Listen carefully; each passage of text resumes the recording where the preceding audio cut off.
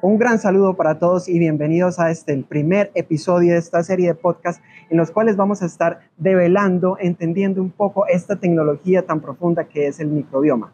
Cuáles los temas que están alrededor de esto y cómo impacta positivamente nuestra vida.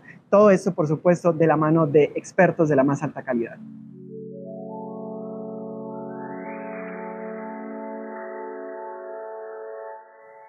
Para este primer episodio vamos a tratar un tema muy importante, trascendental, que muchas veces se deja de lado, el tema de la protección de los probióticos y estos microbiomas que estamos generando. Para entender esto, nos acompaña el día de hoy el doctor Camilo Arroyave, un gran colega.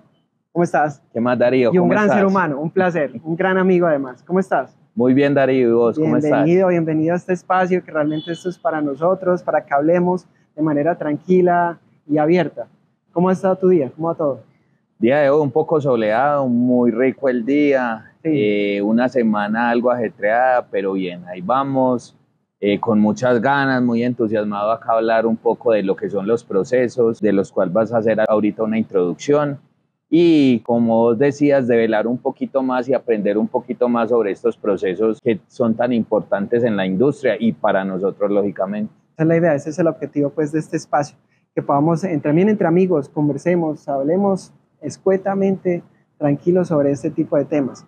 Primero, me gustaría que nos contaras un poco sobre vos, como cuál es tu background, cuál es tu profesión, en qué te dedicas, y al final hablamos un poquito de todos tus trabajos que admiro muchísimo, realmente respeto mucho los logros que has alcanzado, e incluso de tus papers, al final hablamos de lo que has publicado. Claro, perfecto, listo. Relax. Soy Camilo Arroyave, doctor en Ingeniería Química con experiencia específica en lo que son los procesos unitarios. He tenido experiencia en la industria petroquímica, en la industria de minerales y en la industria biotecnológica. He realizado pasantías en la Universidad de Utrecht. Paralelamente al cargo que desempeño ahora en la empresa, me desempeño como profesor de cátedra de materias como transferencia de masa, transferencia de calor y termodinámica. Bueno, y en la empresa, ¿cuál es tu cargo? ¿Qué te desempeñas aquí? Soy el gerente de investigación y desarrollo en la empresa.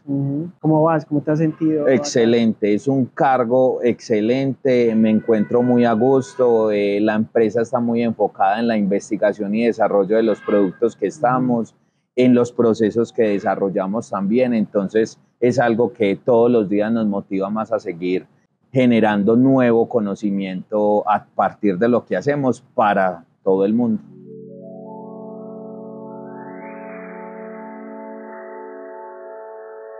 Bueno, entremos en materia entonces, ya vamos de una al calor.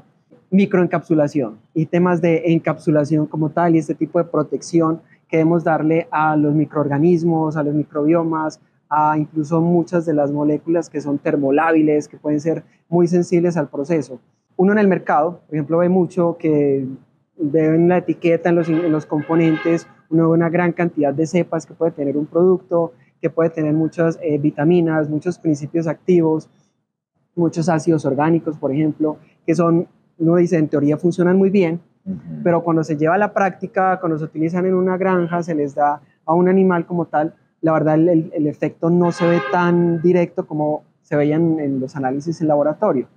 Una de las explicaciones que hay de eso es que no tiene una correcta protección, ¿cierto? Entender un poco que una molécula o un microorganismo, desde que sale de la planta de producción, tiene que llegar a un proceso de transporte que va a viajar tal vez muchos meses en un contenedor, va a estar almacenado, después va a llegar a una planta de concentrados en donde le van a hacer mezclado, lo van a extruir, lo van a temperaturas altas, después vuelve y otra vez transportarlo hasta la granja, el dueño de la granja pues lo va a almacenar allá expuesto a la intemperie, después llega el animal y entonces tuvo que haber sobrevivido toda esa etapa y como adicional sobrevivir todo el proceso gástrico y que se libere en el intestino.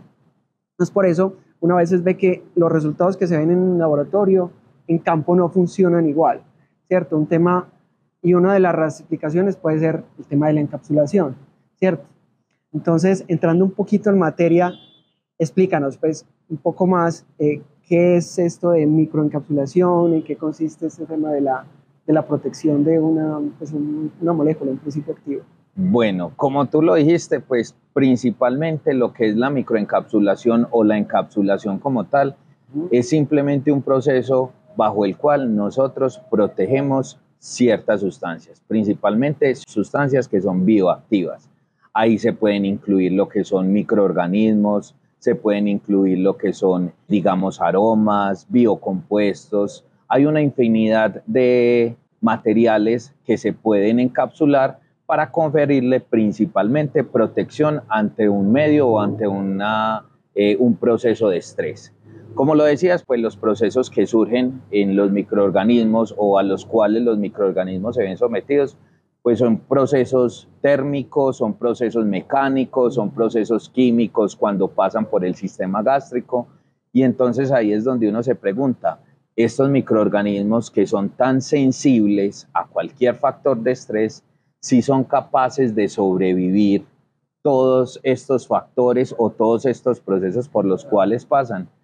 Entonces, esa pregunta lo lleva a uno a mirar con evidencia científica, ¿cierto? Si es en realidad que estos microorganismos logran llegar a un sitio específico, lo que nosotros llamamos, logran liberarse de manera controlada en donde nosotros queremos.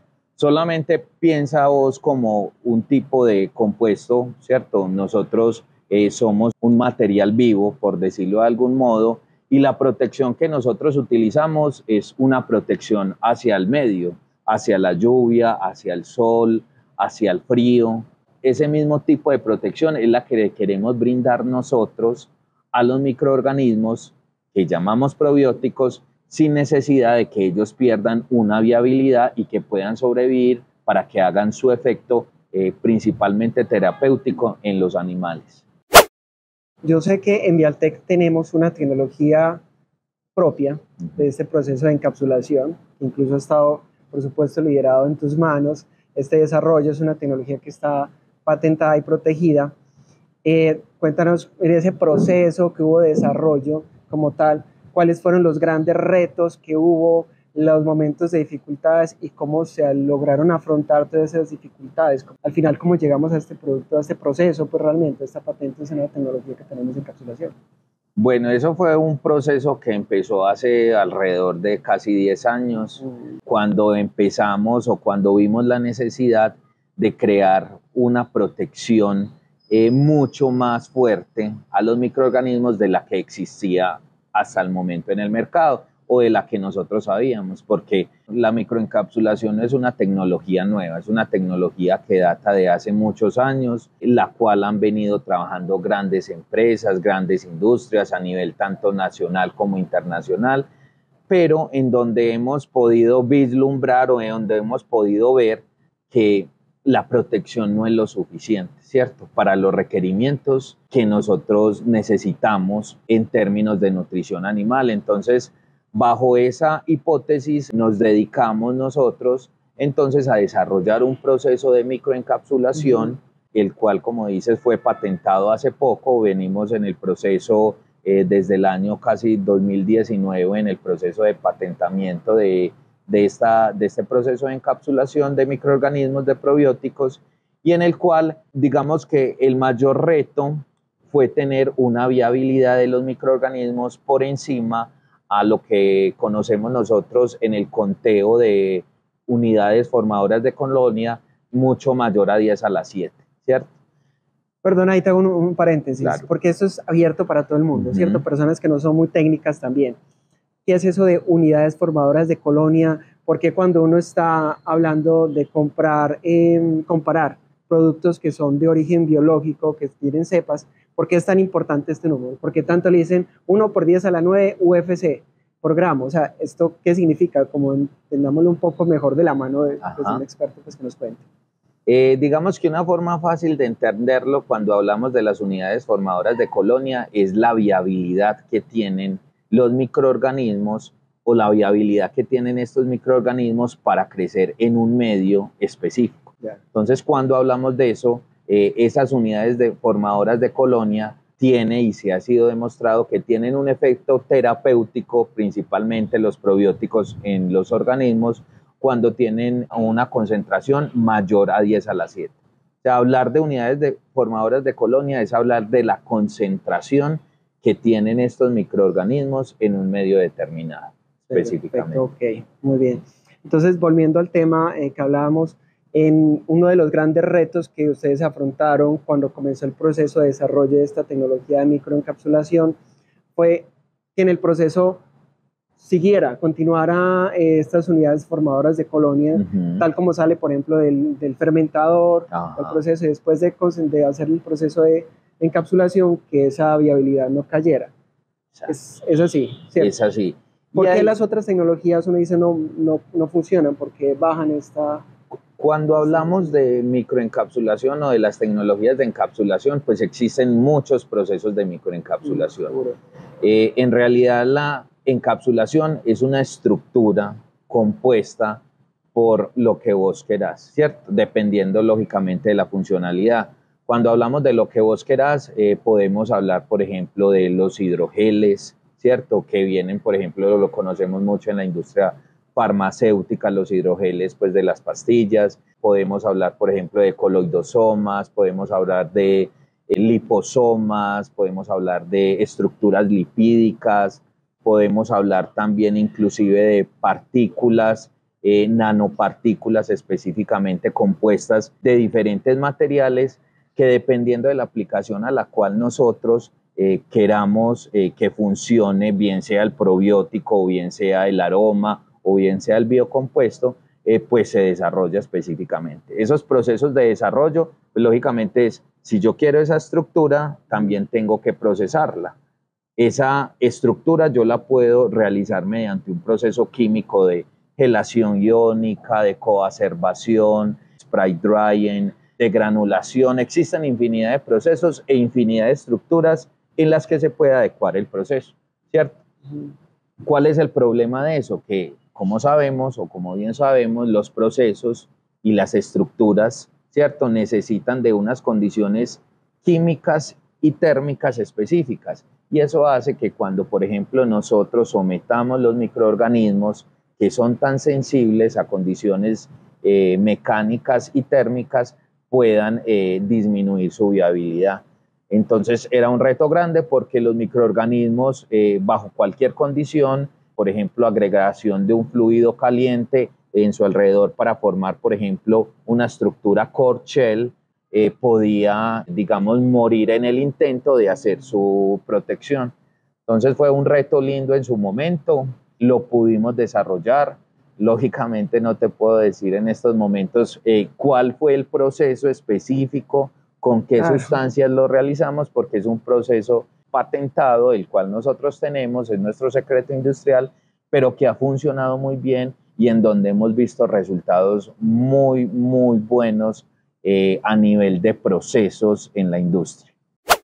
Hablando de ese tema, hay cepas que son muy difíciles de encapsular, ¿no? Hay un tema de Enterococcus faecium, por ejemplo, hay unas cepas muy particulares que por los procesos que uno generalmente ve, que por spray drying es como el proceso más usado, pero son cepas que efectivamente bajo un proceso normal no funcionan. Este proceso que ustedes desarrollaron garantiza una viabilidad, por ejemplo, en este tipo de cepas. Eso es algo muy importante, porque digamos que a nivel de investigación uno puede decir que existen muchos procesos, ¿cierto?, con los cuales nosotros podemos formar las estructuras, pero ¿qué tan viables son esos procesos a nivel industrial? El proceso de escalado. El proceso de escalado. Este es un tema clave. El proceso de escalado en biotecnología o en la industria biotecnológica es un proceso sumamente difícil porque cuando vos lo haces a nivel, digamos, de investigación en el laboratorio o a nivel de escala piloto, te puede funcionar muy bien, ¿cierto? Pero cuando la escala ya a niveles más industriales, el proceso tiende a fallar generalmente, ¿cierto? Por las condiciones dadas del mismo proceso, de los mismos microorganismos que resultan ser tan sensibles a cualquier estrés y por ende entonces el proceso resulta o tuvo tanto reto, digamos, de necesito producir o necesito un proceso que sea escalable a nivel industrial. Entonces ahí digamos que nosotros en esa conjugación de todo lo que tenía que ver en un escalado pudimos llegar a un proceso con el cual los microorganismos tuvieran una viabilidad, una concentración muy alta, ¿cierto? Una concentración alta en términos de que podíamos tener microorganismos que podían tener unidades formadoras de colonia de hasta 10 a la 10, ¿cierto? Y eso es para nosotros muy bueno porque finalmente ese microorganismo no es el único proceso al que se va a someter.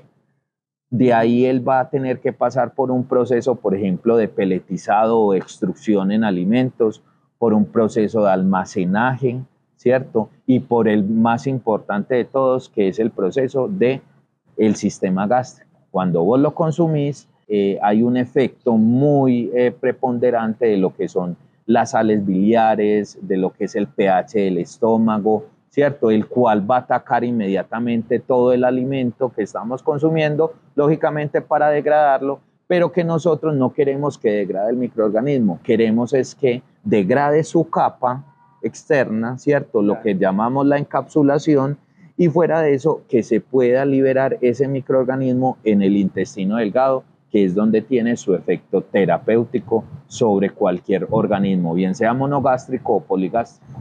Podríamos decir que es un manejo de precisión, ¿cierto? De microbiomas. Vamos al punto exacto donde tiene que liberarse. Podríamos decir que por eso los productos que desarrollamos acá vienen en dosis más bajas en comparación con otros, porque efectivamente su eficacia está comprobada o está potenciada, ¿cierto? Porque nuestra cepa y los productos vienen protegidos, llegan de precisión. Exactamente. Nosotros en ese aspecto hemos desarrollado muchos experimentos, tanto a nivel de simulación gástrica en nuestro laboratorio, como también a nivel, digamos, con los animales, pruebas in vivo. Hemos desarrollado eso para saber si en realidad sí se está liberando estos microorganismos y si en verdad nosotros sí estamos haciendo un efecto protector sobre los mismos. Hemos encontrado muy buenos resultados, ¿cierto? Con respecto a esto. Sé que es un tema muy largo y que quizás habrá otro podcast para eso porque son análisis un poco más detallados de la biología molecular, con lo cual nosotros combinamos inclusive la microencapsulación para poder develar que sí se está liberando en el intestino los probióticos que nosotros estamos suministrando y que, como vos decías, como ya tienen una protección adicional, no tenemos que suministrarlo en tan grandes cantidades como se hace ahora en la industria. Por ejemplo, ahora la industria eso es lo que hace. Pues una forma de protección son los microorganismos o los probióticos liofilizados, ¿cierto? Es un proceso de liofilización, es un proceso básicamente en el cual los microorganismos se protegen con unos lioprotectores o crioprotectores en los cuales se reduce la presión y por ende al reducir la presión se reduce la temperatura a la cual yo puedo, por ejemplo, secar el fermentado del caldo de fermentación como tal, ¿cierto? Al yo secarlo, ¿cierto? Como no lo seco a 100 grados Celsius, sino que lo seco a temperaturas por debajo de los 40 grados Celsius, pues los microorganismos van a sobrevivir y se protegen con esto que llamamos los lioprotectores o los crioprotectores, que básicamente pueden ser maltodextrinas, pueden ser azúcares, ¿cierto? Inclusive es un proceso que nosotros también hacemos adicional, pero que adicional a esa protección que hacemos dentro del mismo cultivo, queremos protegerlo aún más. Es como ponerle una chaqueta más para que salga al mundo, pueda resistir todos sus procesos lógicos de estrés que hay en el mundo, de almacenaje y luego haga su efecto o su fin último, que es llegar al intestino.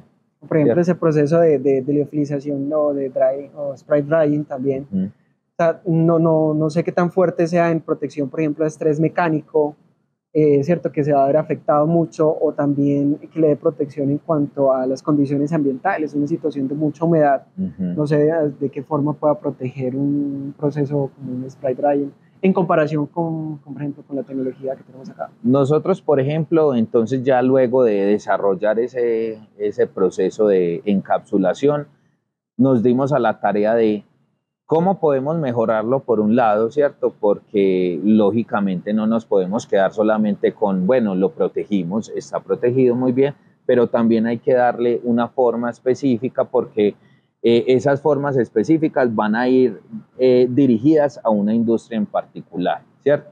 Hablemos de la industria porcícola, de la industria ganadera, piscícola, etcétera, avícola, etcétera, etcétera. Enfocado principalmente en la industria animal como tal. Entonces, nosotros seguimos desarrollando lógicamente nuestras cápsulas, mejorándolas para que tengan mucha mayor resistencia a condiciones muy drásticas de proceso. Ahí entonces hablamos de 3 procesos que se dan principalmente en la industria, que son los procesos térmicos, que se utilizan, por ejemplo, en procesos de peletizado, extrusión de galletas, en extrusión de concentrados para animales, ¿cierto? Son procesos que utilizan temperaturas de hasta 100 grados Celsius, son procesos con una temperatura muy alta. Para un microorganismo eso... Lo exigen demasiado. Exige, exacto. Lo ponen un estrés muy, muy alto. Muy alto. Hablamos también, por ejemplo, cuando hablamos de lo que es el peletizado de la extrusión, hablamos de un estrés mecánico porque estos peletizados o estos concentrados pues tienen que pasar por unas boquillas en las cuales se presenta un esfuerzo mecánico, ¿cierto? Específico, y esos esfuerzos mecánicos pues tienen que ver principalmente con la fuerza que se hacen sobre unidad de área en los diferentes alimentos en los cuales van incluidos nuestros productos. Lógicamente eso va, cualquier esfuerzo que se haga sobre un microorganismo mecánico térmico, pues lo que va a disminuir es su viabilidad. Y por último, lo que decíamos, o lo que tú decías, el estrés, por ejemplo, o procesos de almacenaje a distintas humedades. Entonces no es lo mismo nosotros almacenar acá microorganismos a la humedad de Medellín, por ejemplo, o almacenarlos en las condiciones de nuestra planta en Delft, en Países Bajos, o en San Pedro de los Milagros, o yo mandarle un producto a un cliente en Santa Marta, en Santander. Ya van a cambiar mucho las condiciones porque ahí estamos hablando de diferentes humedades, ahí vamos a estar de diferentes pisos térmicos que van a afectar específicamente la viabilidad de estos microorganismos. Y lógicamente todas esas condiciones de estrés lo que nos van a reducir toda esa viabilidad que nosotros tenemos. Las famosas UFC. Exactamente. Las famosas unidades formadoras de colonia. Un ejemplo muy clásico que nosotros tenemos es, por ejemplo, con la levadura. ¿Quién no ha hecho pan o quién no ha comprado, por ejemplo, levadura específico? No hablemos de marcas. Cuando vos compras una levadura, vos ves que la levadura básicamente viene, es como un bloque súper sellado, el cual prácticamente cuando vos lo abrís tenés que consumirlo inmediatamente, ¿cierto? Eso es una demostración, por ejemplo, de almacenaje. Para hacer esos procesos, básicamente lo que hacen es que retiran toda la humedad del paquete o retiran todo el aire para que la levadura como tal que está ahí, ¿cierto?, no tenga ningún contacto con nada y se pueda transportar a cualquier parte del mundo. Eso, lógicamente, en términos de costos, puede ser alto. Para nosotros no, nosotros con la protección lo que estamos diciendo, lo que estamos asegurando es que lo podemos, mientras esté sellado, ¿cierto?, puede protegerse de las condiciones adversas que tiene en los diferentes ambientes a los cuales se va a someter. Claro, y al final también el producto final, pues un bulto de pienso, de concentrado, Ajá, jamás va a venir al vacío, ¿cierto? O sea, no va a tener una atmósfera controlada allí en el empaque. No, exactamente. Y al final también el modo de uso, pues lo abren, dosifican la mitad, guardan, hacen un nudito y lo guardan. Entonces es entender un poco la dinámica real del usuario final. Exacto. Y en base a eso son los desarrollos como tan eficientes que se han hecho en este sentido. Volviendo al tema de las UFC, ¿cierto? Que a veces puede sonar un tema que es un poco complejo para muchas personas. Mirando en el artículo que generaste vos, que escribiste, hay un proceso, una metodología muy interesante que es cuando hablan de la recuperación, ¿cierto? De los microorganismos cuando estaban encapsulados.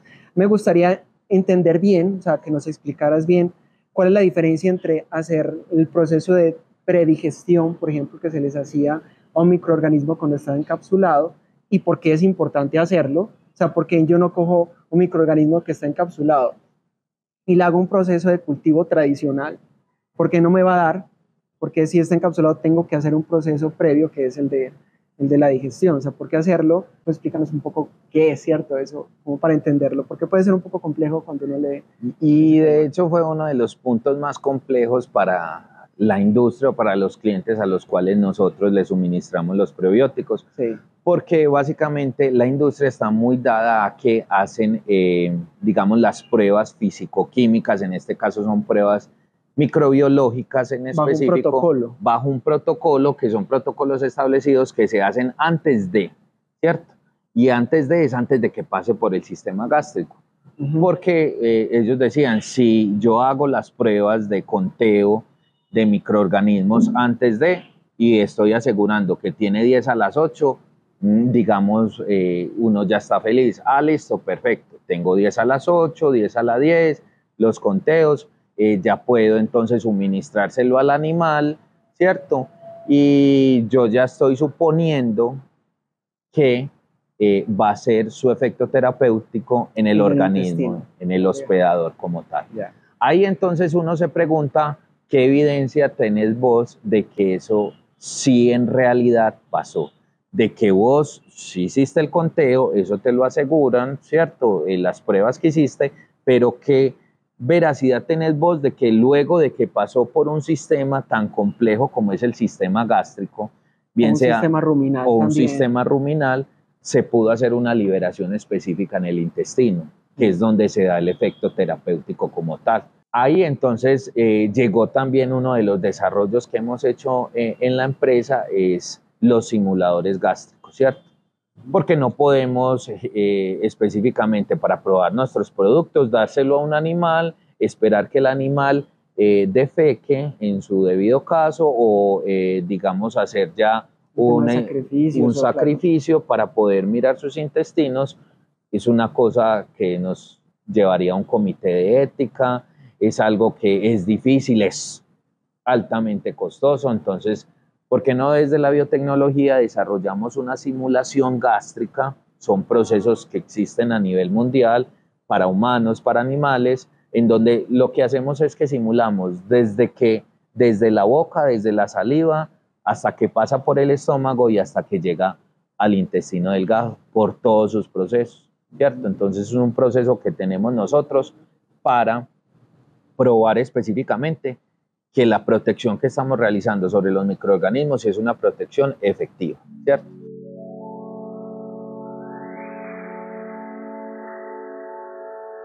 Entonces, Darío, como te comentaba, los simuladores gástricos, pues es una tecnología que nosotros hemos desarrollado en la empresa. Seguramente va a haber un podcast específico con lo que son los simuladores gástricos, porque es un sistema que te digo, muy versátil para nosotros. Ha sido probado y validado por nosotros, en donde hemos puesto en comparación también otros sistemas validados a nivel mundial. Y lo más interesante de todo es que también los hemos simulado con respecto a un sistema vivo, ¿cierto? Entonces, o sea, se han comparado el sistema de simulación gástrico con un ser vivo y comenzamos a ver cómo se comportan. E inclusive con sistemas validados a nivel mundial. Por ejemplo, sistemas o animales poligástricos, monogástricos, ¿cierto? Y como spoiler del próximo podcast, ¿qué similitud había? ¿Qué porcentaje de similitudes encontraron? Ese porcentaje de similitud fue alto, más del 90% encontramos de similitud con el sistema vivo, ¿cierto? Y eso es algo de lo cual hemos sacado mucho valor para seguir desarrollando nuevas tecnologías con las cuales podamos hacer una protección mucho más eficaz de los microorganismos o probióticos o consorcio de probióticos que nosotros utilizamos. Muchas veces la industria está con unos protocolos muy específicos. Eso fue algo o un paradigma muy difícil de vencer, de que si vos ibas a probar nuestros microorganismos bajo los protocolos estándares, pues no iba a crecer nada. No, crecimiento, claro. ¿Por qué no iba a crecer nada? Pues lógicamente porque están protegidos, están escondidos. Ese es el objetivo de la microcápsula, entiendo. Y eso fue lo que hicimos en el artículo. Comparamos una cepa comercial liofilizada encapsulada, ¿cierto? Con nuestros microorganismos. Ahí tratamos de hacer específicamente lo que fueron los lactobacilos, el Lactobacillus casei y el Lactobacillus acidophilus, porque son dos de los microorganismos más sensibles que existen en la industria, ¿cierto? Entonces vamos a probarlos, vamos a ver qué está en juego, si lo que estamos haciendo nosotros sí funciona. Lo que hicimos entonces fue que pusimos las mismas condiciones, probamos 3 diferentes tipos de condiciones de estrés: térmico, mecánico y químico, para ver cómo se comportaban los microorganismos. Entonces lo que hicimos fue poner en un horno de convección forzada a distintas temperaturas: 20 grados Celsius, 40 grados Celsius, 60, 80 y 100 grados Celsius, las cepas durante más o menos entre 5 y 10 minutos, ¿cierto? Fuimos muy precisos en ese aspecto. Luego de hacer eso, entonces lo que hicimos fue sacar las cepas, ¿cierto? Hacer el conteo antes de pasar por un sistema de simulación gástrico para ver qué tipo de conteos teníamos. Lógicamente ahí nos resultó en este proceso de estrés térmico que las cepas comerciales pues tenían mayor supervivencia. Para nosotros no era preocupante porque lo que nos estaba diciendo era: no se está liberando, ¿cierto? No se está liberando el microorganismo y es algo bueno, pero quizás también existía la duda de que si no se liberara era que estuvieran muertos los microorganismos. Por eso seguimos con el segundo proceso. Luego de que hicimos esa siembra de los probióticos, nos dimos cuenta de esto que te había dicho y luego lo pasamos, los mismos microorganismos, estas cepas que habían sometidos a las diferentes temperaturas, lo pasamos por un sistema de simulación gástrica. Y ahí viene lo interesante del caso. Ahí nos dimos cuenta que la cepa comercial no tenía ninguna tasa de supervivencia y las cepas que nosotros microencapsulábamos sí tenían tasas de supervivencia mayores al 80%. En temperaturas que estamos hablando de 80 grados Celsius, que son temperaturas muy altas.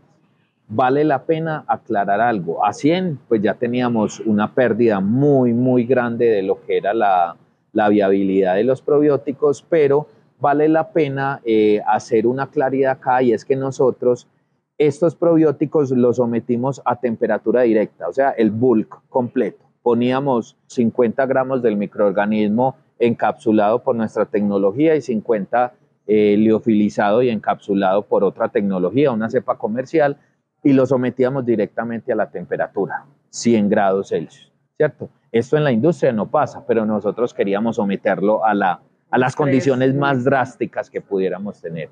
En la industria, ¿por qué no pasa? Porque en la industria lo que hacen es que los probióticos se mezclan con harinas, con minerales, con muchas... Claro, toda la composición que tiene el pienso, pues, el pienso como tal, ¿cierto? Y esto entonces, ahí viene un poquito de ciencia, es como, bueno, cuando ya mezcla todo el probiótico con las harinas inclusive van a hacer una protección adicional al microorganismo, porque las harinas tienen, ahí ya empezamos a hablar de las propiedades de los distintos materiales. Las harinas tienen un calor específico que puede, o que es muy alto, ¿cierto? Esos calores específicos, más alto pues de lo que nosotros tenemos para el microorganismo. ¿Qué significa esto? Que básicamente las harinas y los otros compuestos lo que van a recibir es la mayoría de energía que se transmite por las resistencias o por el calor del mismo proceso. Esas harinas lo que hacen es que entonces van a recibir toda esa energía y muy poca de esa energía va a estar transmitida al microorganismo, ¿cierto? No obstante, esa energía se ha visto ya o ha sido muy documentada que para probióticos inmediatamente pierde su viabilidad.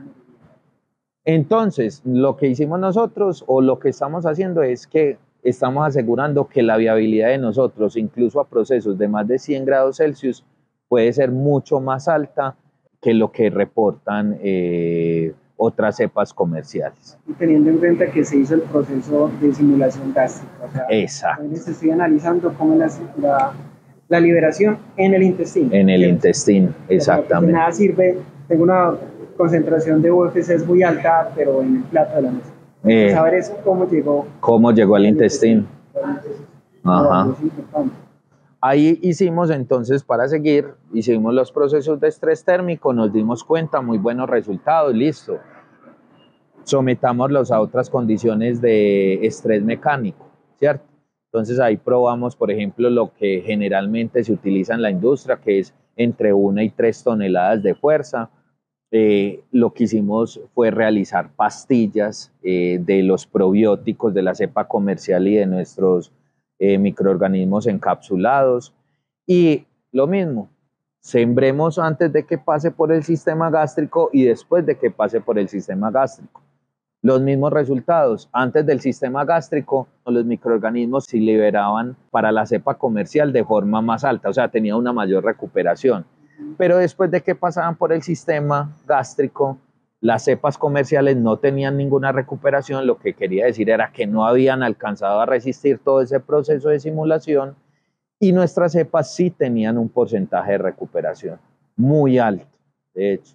Entonces eso lo que te va dando seguridad es que si llega cualquier cliente y me dice voy a someter estos probióticos a unas condiciones de estrés térmico y mecánico muy altas, yo te puedo asegurar muy fácilmente que van a resistir y que van a tener su efecto terapéutico.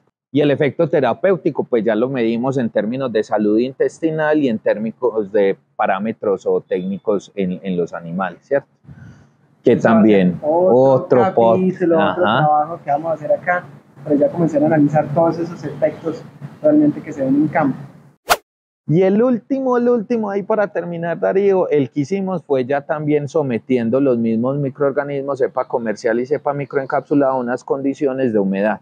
Sometíamos a 70% de humedad y a 35% de humedad los microorganismos a la misma presión. Lo sometimos durante varios tiempos, hacíamos las medidas a los 5, 10, 15 días, 20 días, etcétera, hasta que llegamos más o menos como hasta los 40 días, donde mirábamos lógicamente la viabilidad de los microorganismos antes de pasar por el sistema gástrico y después de pasar por el sistema gástrico. Los mismos resultados. Al principio, las células o los microorganismos de cepa comercial pues mostraban una mayor viabilidad, ¿cierto? Con lo cual, por ejemplo, cualquier persona puede entusiasmarse y decirnos tu cepa no sirve, ¿cierto? Pero luego ya demostramos que luego de pasar por el sistema gástrico, nuestras cepas sí eran las que tenían mayor viabilidad, o sea, sí eran capaces de resistir todas esas condiciones químicas que se dan dentro de nuestro sistema gástrico como tal. Estos 3 sets de experimentos lo que nos deja ver es que nuestro proceso de microencapsulación sirve. Es efectivo a la hora de protegerlo, que es nuestro fin último, de condiciones específicas dentro de la industria para lo cuales fueron realizados. La cápsula como tal a nosotros no nos proporciona ninguna característica terapéutica dentro del organismo, simplemente es una protección, como quitarse el buzo ya cuando llegó a su lugar seguro para que el microorganismo haga su efecto. Y eso es una de las explicaciones por las cuales se ve tan buenos resultados en campo cuando se utilizan pues, los aditivos nuestros, incluso a dosis muy pequeñas en comparación con las dosis de clases comerciales. Bueno, ahí viene un punto importantísimo, teniendo en cuenta la razón de ser de la compañía, y es el constante investigación, estar todo el tiempo desarrollando nuevas cosas. Entonces, incluso ya viendo esto que es un gran desarrollo, entendiendo un poco más, develando un poco más este secreto, la pregunta lógica es, ¿qué más sigue? ¿En qué están trabajando actualmente? ¿Qué vemos que puede seguir ahora en estos procesos de desarrollo? Se sigue trabajando en estos procesos de mejoramiento, porque como lo decía ahí Lord Kelvin, William Thomson en su momento, lo que no se mide o ¿para qué medimos nosotros? Nosotros medimos o lo que cuantificamos, lo cuantificamos para mejorar inclusive, ¿cierto? Entonces ahí viene nuestro próximo reto. Ya medimos, ya cuantificamos, ¿cierto? Ya pudimos observar que sí se pueden proteger. Ahora hagamos protecciones mucho más efectivas, liberaciones mucho más específicas, ¿cierto? Que sean bajo procesos que no sean tan costosos, porque acá vale la pena aclarar que nuestro proceso es viable económicamente, ¿cierto? Porque en ningún proceso pues que vayamos a escalar puede surgir la mejor encapsulación, pero si no es escalable, se queda, digamos, estancado en la industria. Para nosotros, entonces, es primordial que las cápsulas sean mucho mejores. Hemos visto por análisis de microscopía electrónica de barrido que las cápsulas pueden tener algunas rupturas, no todas de ellas, pero sí su mayoría. Entonces, hacer el proceso digamos, de encapsulación mucho más homogéneo sobre las partículas, sobre los microorganismos. Queda investigar más, hacer procesos. Por ejemplo, en estos momentos estamos tratando de demostrar que efectivamente bajo la cápsula que nosotros estamos proporcionando, esta cápsula es altamente mucoadherente al intestino, y sabemos que la mucoadherencia en el intestino tiene un efecto, o sea, mucho mayor, lógicamente porque se va a liberar mucho mejor el microorganismo en ese sitio que otros microorganismos que no han demostrado ser o que no han podido demostrar exactamente en el intestino. Estamos hablando entonces de una microencapsulación de segunda generación, vamos a decir tercera, cuarta. Y siempre, sí, porque ya empezamos a ver otro tipo de microorganismos, otro tipo de consorcios. Por ejemplo, nosotros acá microencapsulamos lactobacilos, enterococcus, bacilos. O sea, hay una amplia gama de microorganismos que nosotros podemos encapsular, y la idea es encapsularlo a nivel, como decíamos anteriormente, bajo unos tamaños específicos. Entonces ahí por eso es que se habla también inclusive de la microencapsulación, de la nanoencapsulación. Estamos hablando de tamaños de 10 a la menos 6, 10 a la menos 9, ¿cierto? Entonces ya son procesos mucho más complicados para la encapsulación de estos microorganismos. No tenemos los recursos, al menos humanos, para lograrlo. Esa la es. Sí. No, Camilo, ¿cómo te sentiste en esta conversación? Me animé mucho, quería expresar mucho más, uno empieza, y la verdad es que hay tanto por hablar sobre este tema, sobre este fascinante mundo de lo que es, por ejemplo, la microencapsulación, los procesos, los microorganismos. Mira que ahí ya empezamos a tocar temas de otros podcasts, que era lo de la simulación gástrica, lo de las pruebas biológicas que nosotros hacemos, ¿cierto? Es como tratar de cortar, porque si no acá nos llevaríamos toda la tarde. Claro, 3 horas. Más o menos. No, y hasta nos quedaría mucho más.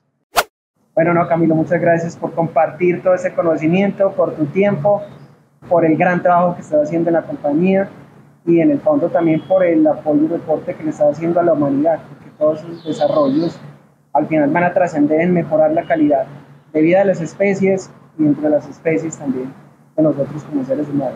Camilo, muchas gracias por venir. No, a vos, Darío. Trabajo, muchas gracias, Darío. Vale, hablamos. Chao.